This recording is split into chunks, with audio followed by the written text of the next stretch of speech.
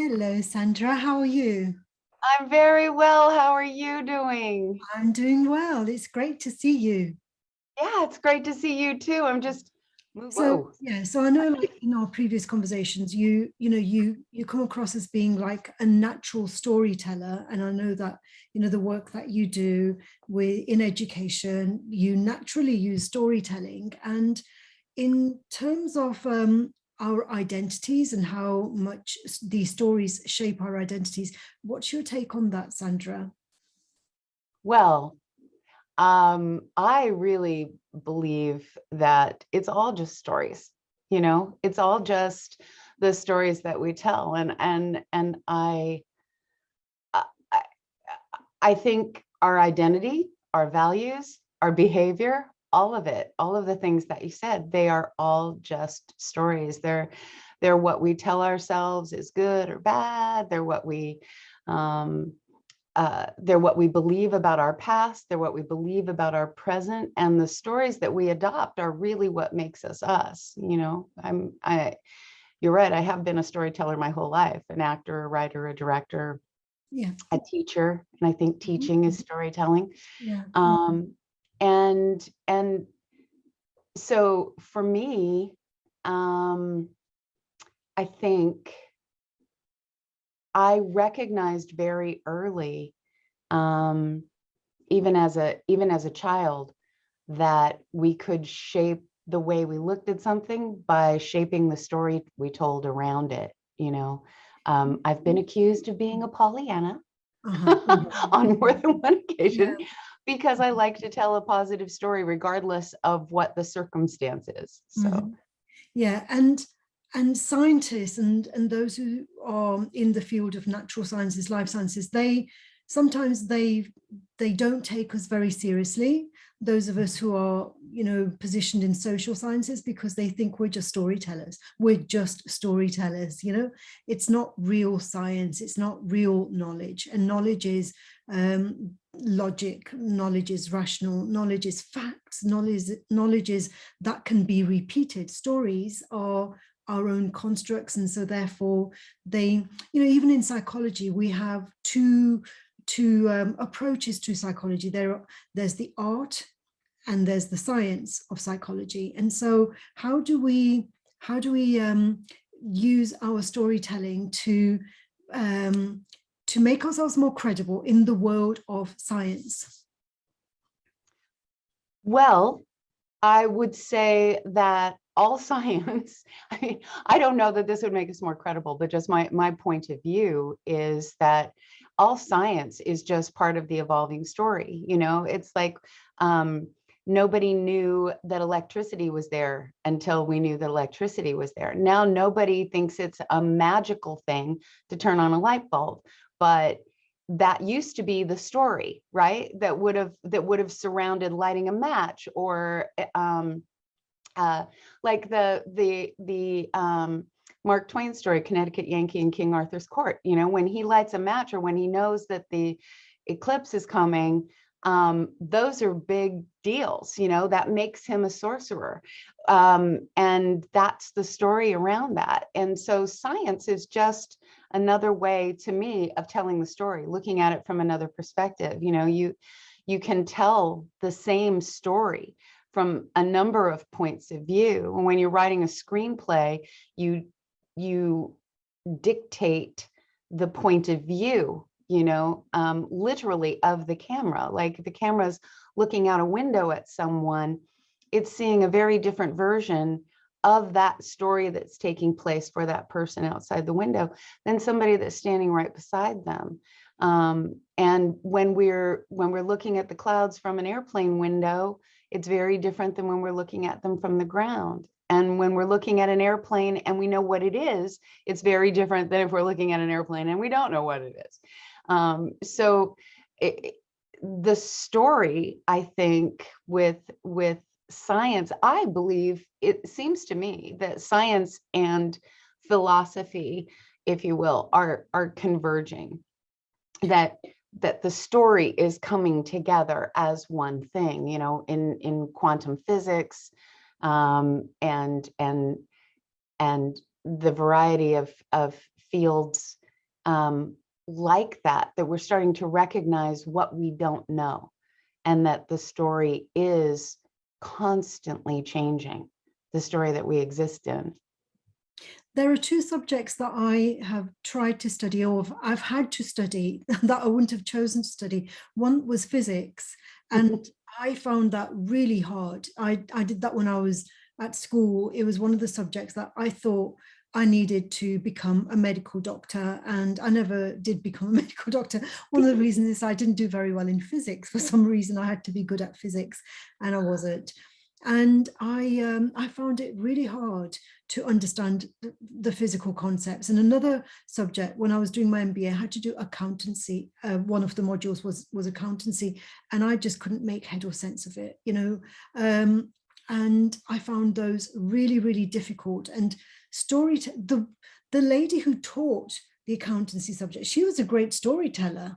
She was a great storyteller, but her storytelling didn't help me to understand the concepts that I needed to understand for the accountancy module, you see. And so, because it was lots of facts and figures and concepts that I couldn't really get my head around.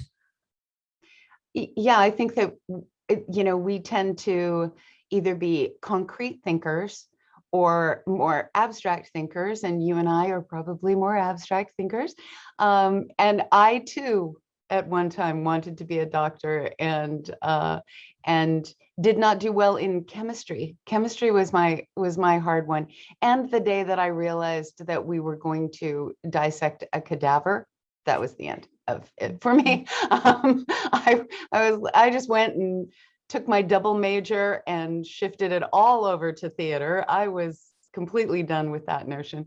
But I think, you know, I have daughters with special needs that I adopted from foster care, and two of them have fetal alcohol syndrome, which makes them very concrete thinkers.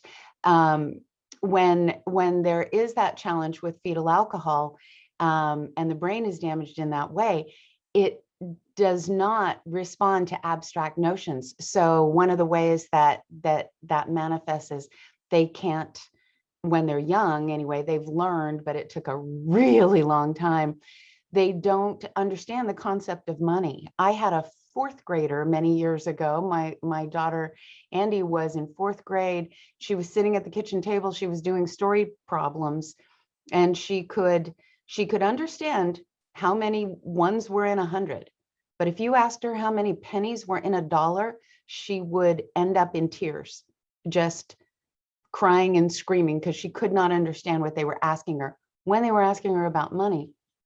And an interesting thing that I learned when the girls were young, I read a book by Anne Streisguth, who was one of the early diagnosers of fetal alcohol syndrome. And one of the things that she identified in her first book was that yes and no are abstract concepts.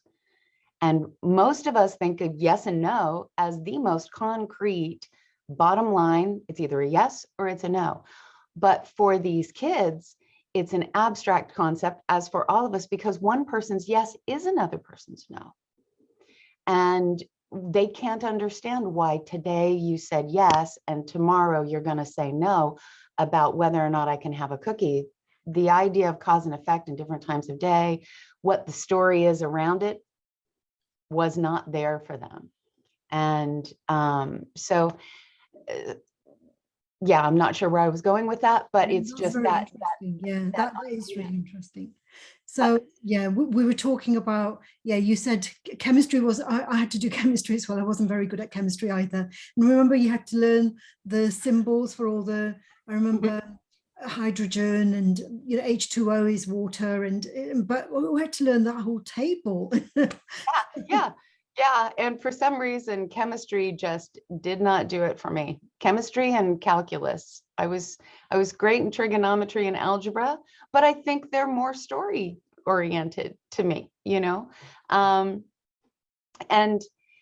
for me, you know, I've taken the metaphor, Shakespeare's pretty piece of poetry that all the world's a stage and all the men and women merely players, I've taken that really to heart. That is the metaphorical, metaphysical guide to life as far as I'm concerned. So that is the basis for how I think about us as storytellers, that we are not only the player, you know, we're not only the actor in the role playing this character, but we are the playwright as well. And we are contributing to this story. And I think a lot of times people tend to think that the story's happening to them instead of by them and for them, you know?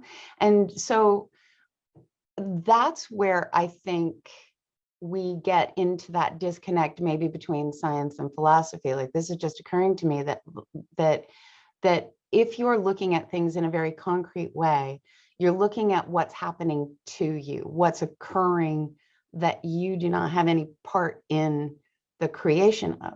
Whereas, like, if you think about the quantum physics idea, that when you, by the very nature of recognizing something, you are changing it. By the very nature of seeing it in a space and time, you are changing it. And I think that translates to all of this that we've been talking about, because the very nature of your point of view on something changes the story altogether. Yeah, absolutely. And quantum physics is relatively new in the Western world. You know, I think those ideas have been present in many cultures for a long time, but we're only just seeing them now. But there is this two main approaches to doing research. One is the objective reality, the positivist. It's like that there are facts that are, like the sun rises in the east. It's a fact. It's not a story, it's a fact. It's that thing is going to happen every day. We can't change it. It's not something that we have direct control over. Whereas the other approach is that everything, I think you and I would probably share assumptions around this, is that most of reality is what we have created. It's our perception of reality rather than an objective reality. And absolutely, absolutely. I didn't mean to cut you off, but I think, yeah, we are constantly adding to that story or not. I think we have 100% responsibility.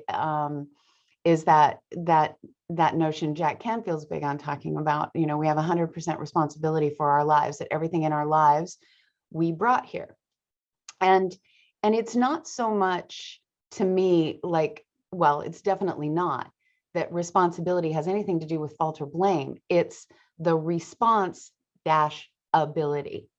Our way that we view that sun coming up is what creates the story around it. The way that we view this thing that's happening to us. I always teach my clients and my students that everything happens for us. Nothing happens to us. So something that is happening, if we take 100% responsibility, we're not saying that we brought this bad thing into our lives because of something bad that we did, which is a story that lots of philosophies like to tell, but rather that we are experiencing that as an opportunity to grow.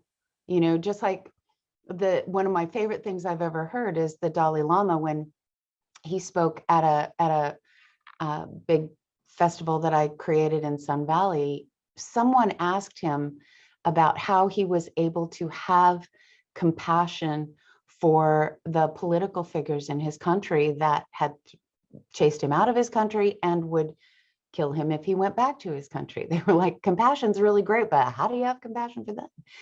And he said a really beautiful thing. He said, it's very easy to love someone who is easy to love. But that person whose actions are so egregious that we cannot even comprehend what that is about, that is the person that is our sacred friend. Because in loving them and having compassion for them, our heart has to grow. And I just find that such a beautiful concept that, in my world, when I teach everything in terms of theater terms, we wouldn't enter into, nobody would like to be cast in the role that had no obstacles. Nobody wants to play a video game where the characters just have everything happen all easy peasy lemon squeezy and they, get through and nothing interesting happens. The magic is in the obstacles, the things that seem to be there as a part of the struggle in our story. That's the thing that makes the story of our life interesting. I mean, we don't tell people about our lives and talk about every day and getting up and, going to the bathroom or watching somebody else on television. Those are not the events we describe. We describe the remarkable things that we've transcended, or the things that we've discovered, or the things that we've learned, and the ways that we've grown, or the times that we resisted growing, and, etc. Right. And if we look at our life that way, like each time there's an obstacle, each time there's a conflict, that's what the story is supposed to be about. That's what we came here to do, is to figure it out and transcend and get to the other side. And that's really what makes the story interesting, which is, it takes the onus, it takes the negativity off of the struggles, when you can look at them that way, when you can shape your story to knowing that that's what you came here to do, is to figure this out and move past that place. I suppose even for stories, there's an art and there's a science to the story, because the story needs to be told in language that will be understood, and we can enrich the story by using metaphors, using analogies. It's almost like a scientific, because there are storytellers that teach others how to craft their story. So that's the scientific element of it. It's like, if you do this, it does work. If you use this alliteration and all the different rhetorical devices, a speech can be constructed so that it is influential. And then there's the art to the story, the heart and soul of the story. And if you're teaching your children how to cook, there's the science of the cookery. It's like the ingredients they use and how the method, and but then there's the art to it as well. It's like, what is the story around what they're cooking? What does it actually mean to be you have Thanksgiving, don't you? In November, you have your Thanksgiving. Without the story about Thanksgiving, if you just had, do you have turkey for Thanksgiving? Is that right?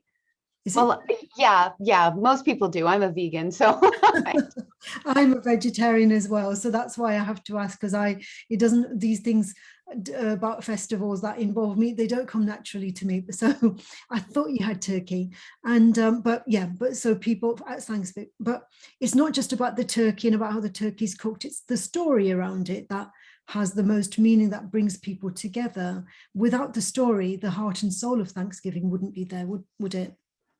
Right. And I find, we have this tradition that I started about 8 or 10 years ago at our house, where my mother was getting up over years. She passed at 99 in 2018. And so she was still trying at 94 to be the matriarch that was having everybody over for Thanksgiving. And, people had other places they had to be because of in-laws, et cetera. She had all these grandchildren, great-grandchildren. And so one day I just went, you know what? Instead of her stressing for 3 months about how to make this happen, and that was becoming the story of Thanksgiving for her, worrying about making everybody else happy. And so I said, we're going to start at 8 o'clock in the morning at my house, and we're going to have a big breakfast, and anybody who wants to come for breakfast. And then midday, we're going to have, salmon and crackers and things out, veggies and cocktails running all day. And then at 5:30 in the evening, we'll do a traditional dinner in a buffet style. Anybody who wants to come. And my mother would be there all day. And that way she'd get to see everyone. Now that has turned into a tradition where people who don't have someplace to go on Thanksgiving, they come to our house. People are here all day. It becomes this gigantic thing, and it's become a story. I mean, one of the first things my kids do when they're describing our family to somebody, they describe our crazy Thanksgivings that last from 8 o'clock in the morning until 8 o'clock at night, and we have Christmas movies playing all day. I never let the kids turn on Christmas movies until Thanksgiving morning. And so they would have a stack that would be running from the cartoons in the morning to the more dicey things that the younger ones shouldn't watch later at night, and it's become a huge tradition. And I think our traditions and our values and our beliefs, they're all about the stories we choose to tell. Mm. And the stories that you choose to create, because you've told me the story of yourself as a matriarch. It started with your mother being the matriarch, and now you are the matriarch creating that story. And you told me the story about yourself being a vegan. These are identities, and Right. So your identity as a vegan, your identity as a matriarch, how do those identities attract, people to, how do you strengthen these relationships based on simply those identities? Well, I think it's that's a fascinating question. I think that one of the things that has been true for me is, veganism, for instance. I was raised by incredible parents that were so far from being vegans. My father was a chef and his specialty was prime rib. So it was not a vegan household. And my mother for many years worried so much about me, when I became a vegan, that there was something that I was doing that was bad for me. But it happened that was what I created when I moved to New York and became a professional actor, and I was living by myself, and I really got into health and cleansing, and I've been a vegan ever since. But with my children, it has helped me be very aware of nutrition and the effect on the human body and the effect on the human mind. When I have kids, on the autism spectrum, I have kids with anxiety. If I give them food with food dye in it, it's like giving them angry crack. It doesn't work out well. And so for me, there's lots of stories around food, but it's all about love, self-love, loving somebody else. I love to cook. And I will cook for my partner, Rex. It's like, that brings me such joy to cook something. He loves to try whatever I do.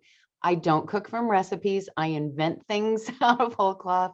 It's always the way that the kids would come in and they'd say, "What's for dinner?" And I'd say, "A thing," because I was making something up as we spoke, and I love that I can make vegan dishes that non-vegans don't even realize are vegan, and I've been playing with that since my daughter, my oldest daughter, was born. And so I think for me, any of my stories or understanding someone else's story is, I'm always coming from the place of the actor's adage, find the love. How do you find the best way to proceed with a situation? You find what that person loves. And so to me, if somebody loves food, I will love to cook for them, and I love to talk about where they come from. We just visited some friends in New York City, and it was all around food, people saying, "Come on over, and ooh, can I make this thing for you, because you're a vegan." And so their gift to me became, showing me this really wonderful thing that they'd created. And I think that's what we do when we share our stories with someone else, we share our beliefs, our values, that are our stories with someone else out of love, then, and we take theirs on too. It can't just be a one-way street of like shoving my story at somebody else. It has to be about me learning their story, and incorporating it. Those people that I love, their stories become incorporated into my daily life. I've adopted 3 of my 4 daughters, and lots of people, an inordinate number of people, either consciously or unconsciously, refer to the one I gave birth to as my real daughter, and the other 3 as not my real daughters. And my response to that is always, last time I checked, they weren't made out of plastic. They are actually real. And I know that it can be, to some people, it's confusing because their story is that blood is what attaches you to that child. And for me, that has little to nothing to do with it, because I see lots of people all the time, including the birth families from whence these kids in foster care come, that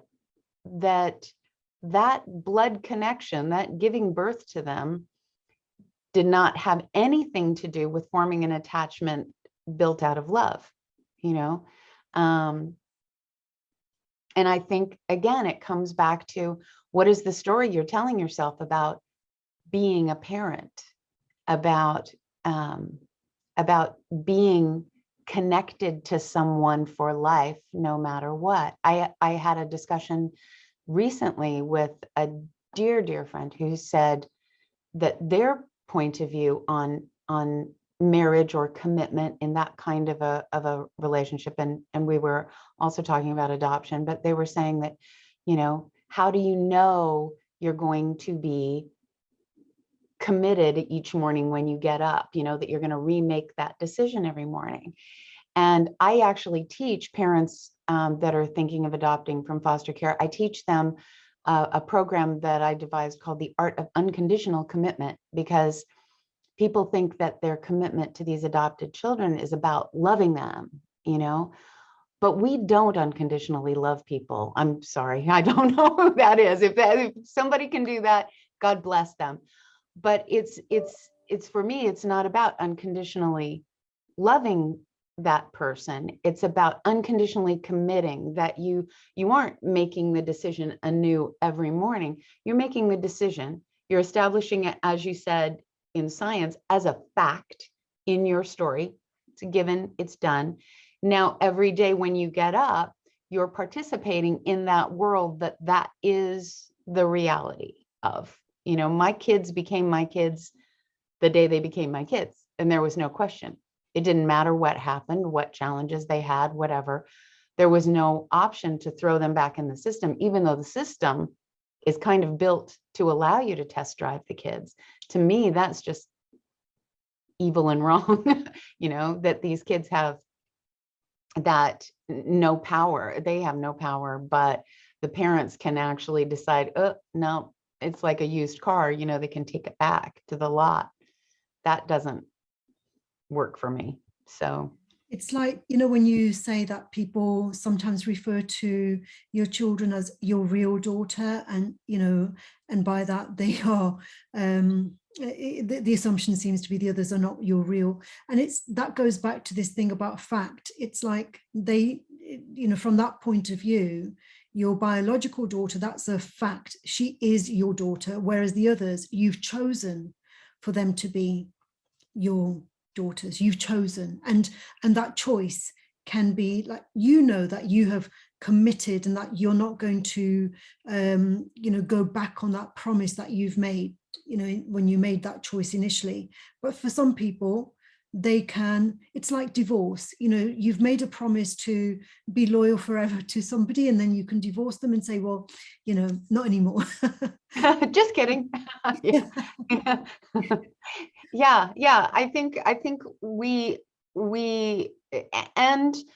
tend to, in those times when we want out of a commitment that we've made, or we decide that something's not good enough, we feel like as human beings, I feel like we tend to want to justify it by making the other person the antagonist or the negative person in the story. And an antagonist, you know this, the antagonist is not the villain, even though that's the kindergarten way we might have learned it. But the antagonist is the person, if the protagonist is the person whose needs or desires move the story forward, then the antagonist is whoever gets in the way of that. And we tend to want to, in our stories, villainize whoever that antagonist is.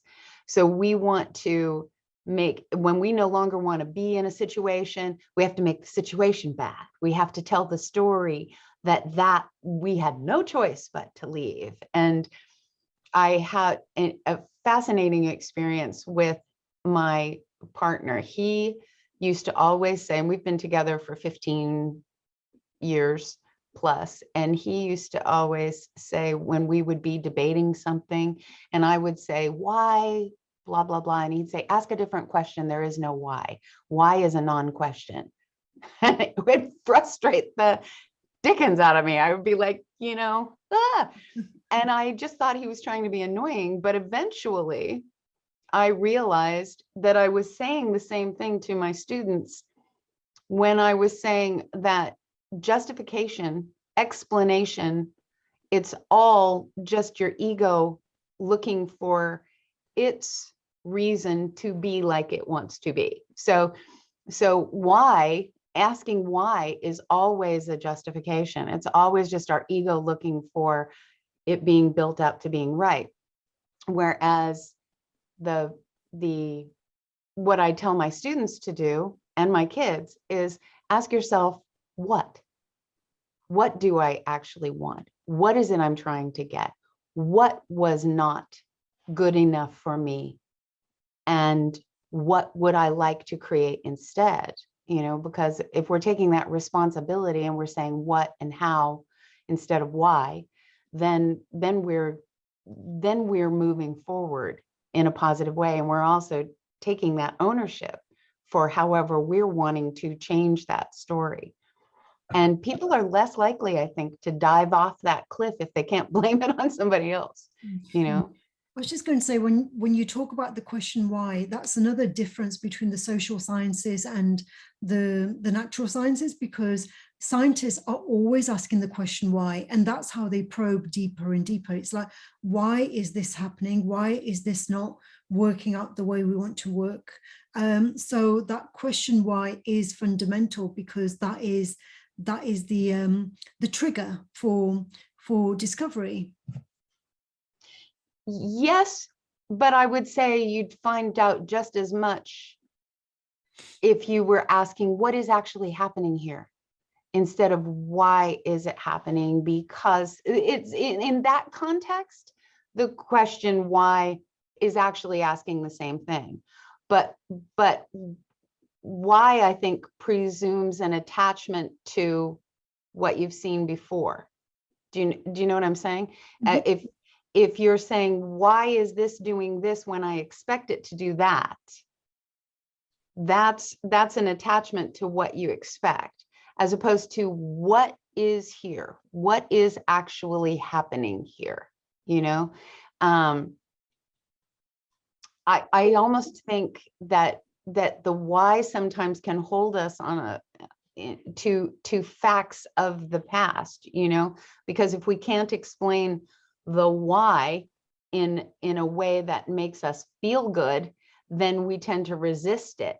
We tend to resist letting that leap happen. It's almost like, if you see penicillin growing in the petri dish and you get caught up in the why instead of what that means, and what you can do with it and where you can go with it, then you're still stuck with that petri dish, wishing it hadn't grown mold, because the petri dish was the important thing, the thing that you were trying to find instead of the thing that you found. And I realize that it's a semantics issue. and that, we use why in different ways. But when we're using why as to explaining the reason why we did something, or the reason why someone else did something, the reason why we want something, when it is a justification, it's just holding us in a pattern of being able to not take responsibility for our choices. That's my basic philosophy. Yeah, I suppose it's like whether we're talking about, it all depends on the context of what we're talking about. So if we're talking in the context of science and discovering and finding out relationships and correlations and associations that we can't see. And so that is a different context. It's not because we want to justify anything, it's because we want to identify and analyze different. Right. And so that is a different usage of the word. But when we're saying, why did you do that? That's when it becomes an ego-based question. There's no answer for that isn't just a story, and a lot of times, and again, I've raised kids that had some serious behavioral challenges because of certain kinds of brain damage. And so why is a very abstract question. And if you ask a kid with fetal alcohol syndrome who just completely did something that makes absolutely no sense, like stole something and then left it in plain sight because cause and effect doesn't occur to them. If you say, why did you do that? The answer will always be, I don't know. And I learned a lot from that, because I don't know is usually an evasive answer, in someone who is very conscious about why they did it, what they were really trying to get. Then that person, when they say, I don't know, they're just avoiding answering your question. But when a kid with FAS says, I don't know, it's because they seriously have no idea why they just did what they did. Mm-hmm. They didn't have a reason beyond the impulse of, that's cool, I want it to be mine. Now it's mine, I can just set it over here, And so that thing that they might have taken, as a 7-year-old, is they are not trying to hide it. They get caught all the time. That's why, people with fetal alcohol syndrome can often be in the justice system and really look like they are, Anne Streisguth, the woman that I mentioned before, she used to say, can't behavior looks like won't behavior. They can't correct for that. And it looks like they are being, just recalcitrant and just being, difficult. And it's not that, it's that they can't see it in those terms, and they don't have that long-term cause and effect piece there. So yeah. This whole concept of ownership is cultural, isn't it? In some cultures, what's yours is mine, what's mine is yours, and there isn't this kind of private ownership. There's not this strong kind of boundaries around, well, this is mine and that's yours. It's like, well, it's if it's there in my space, it's mine. Because of the cultural stories. Yeah. Our house was always the place. My mother, kept a house where all of the kids my age wanted to be, was at our house, and for a lot of people, home does not mean the same thing it means to me, being a matriarch, you brought that up of me being the matriarch. Yeah, when my mother passed away, my brother-in-law turned to me and he said, you realize that you're the matriarch of this family. Whoa, the title really felt oppressive, because I suddenly turned all this story about what it meant to be the matriarch into all this responsibility and ownership of all of this stuff. And it took me probably, several weeks, if not longer, to calm down about that simple statement he had made, because I felt it as a lot of pressure to be as good at it as my mother was, pressure to, not just have the responsibility of my 4 girls, but way beyond that, to the rest of the family. And how was I going to, be this matriarch of extended family? And then I realized that, I was just me, and I already was that. It was just a title that somebody else had assigned to me, but by the very nature of just the way I behave like that anyway. I'm kind of a perpetual mom. And so I love to nurture, I love to help, I love to, and so that for me is, it was interesting that title and that story, that waft of stories that I had in my head about what that meant, really traumatized me for not a long period of time, but long enough for, I'm sure my blood pressure rose a little bit just thinking about it.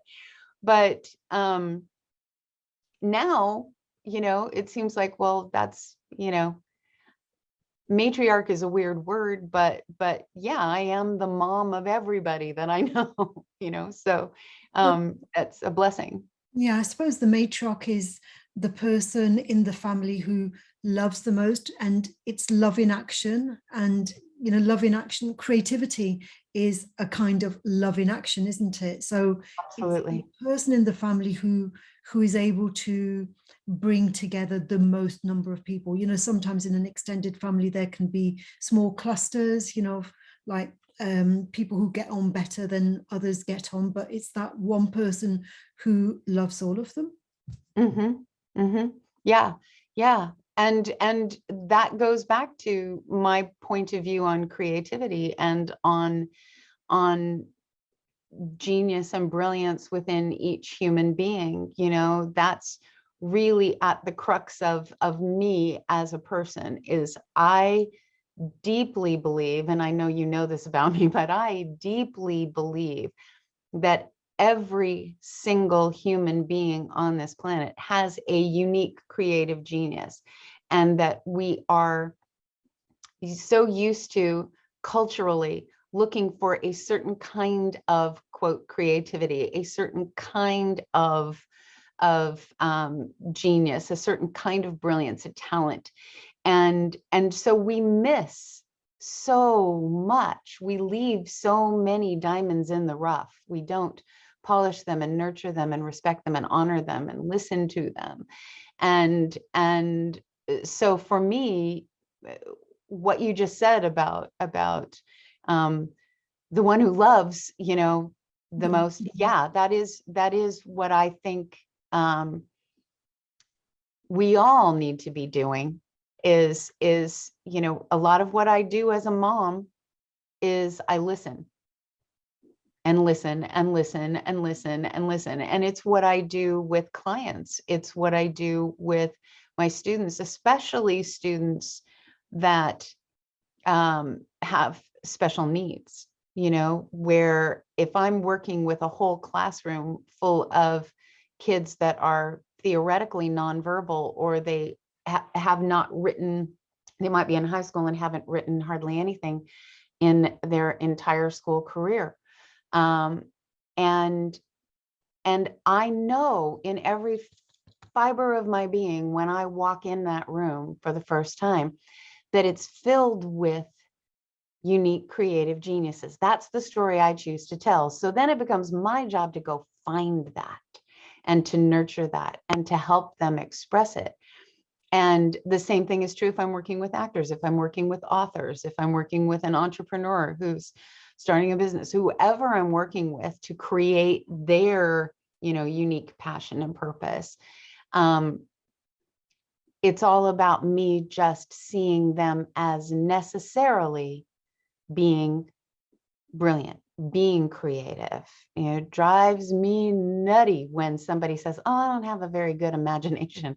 It's like, seriously, you have the same imagination everybody else has. You're just not used to using it, letting it roam free, you know? When people say they're not very creative, what they mean is they're not in the arts. But people say that to me all the time. I'm not very creative, or I'm not a creative type. Well, you're creating 24/7, whether you're recognizing it or not, you know? And so I think your questions today have been really interesting, because I think that, yeah, I'm actively engaged, although I may not have put it this way before, but I think I'm actively engaged in helping people reframe their story, so that, you know I do it consciously when I'm working with authors and helping them build a story, or screenwriters or playwrights. But and you're right, there are structural things that, beginning, middle, and end, for instance, there are certain things, but we can deconstruct a story and flip those around, so there are,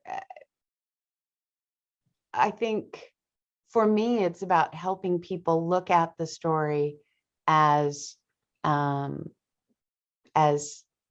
necessarily a story that is happening for them, for their good, of their choosing, that they're here doing something beautiful, if they choose to get off the couch, and stop watching other people do beautiful things, but actually recognize that they have beauty to contribute to this story, that they're essential. Absolutely. And the word creative, again, it's to do with definition. How do we define it? Because at the end of the day, it's simply a label, which for different people means something different. And for example, your brother-in-law, when he labeled you as a matriarch, that shifted your paradigm, because you hadn't assumed that label. It's like, me, matriarch? No, that's my mum. Yeah. Yeah. Wait, no, hold it, because it meant there were a whole bunch of things that came with it, a whole bunch of rules, a whole bunch of story, right? And then I suddenly had something to live up to. I had somebody else's picture to try, somebody else's story to try to be a part of. And I was not sure in that moment whether I was going to be a successful character in these other people's stories around me as the matriarch of a family, and I think these questions around story are so interesting, because I love a metaphor. So I can drag this out into a billion different directions and have a ton of fun. But I think we are constantly engaged in either trying to shift our story, or embrace our story, or have someone else shift their story so that we're more comfortable, or live up to someone else's story. I think we choose even the genre, as I said before, I'm often accused of being a Pollyanna, and I am, happily. And I think, for me, my story is always around finding the gift. What is going to be the happiest solution here? Where is the fun? Where is the play? Where is the happy?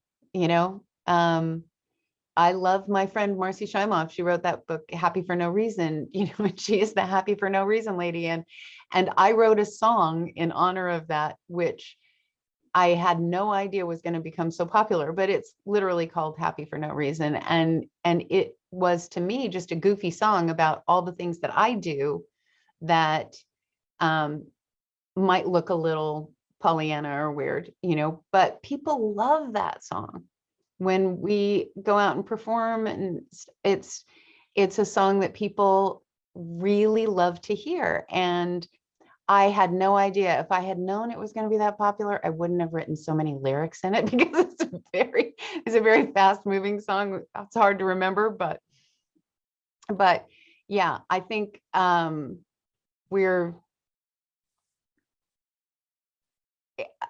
I think the most important thing is, for me, around story, is for us to be conscious of our participation in the story that we're living, that not to abdicate, and just think that this is a story someone else is writing. This is a story that we are writing, and we really do get to choose, how we view that story and how we move in that story and how that story actually occurs moment to moment. Okay, brilliant. Excellent. Well, thank you very much, Sandra. That's been amazing. Oh, thank Enjoyed you. our conversation. I love talking with you. I love these. Once a year we get to do this. It's fun. Okay. Well, hopefully I'll speak with you again very soon, Sandra. Yes. And have fun writing a beautiful story today. Thank you. You too. Bye for now. All right. Bye-bye. Bye-bye. Bye-bye.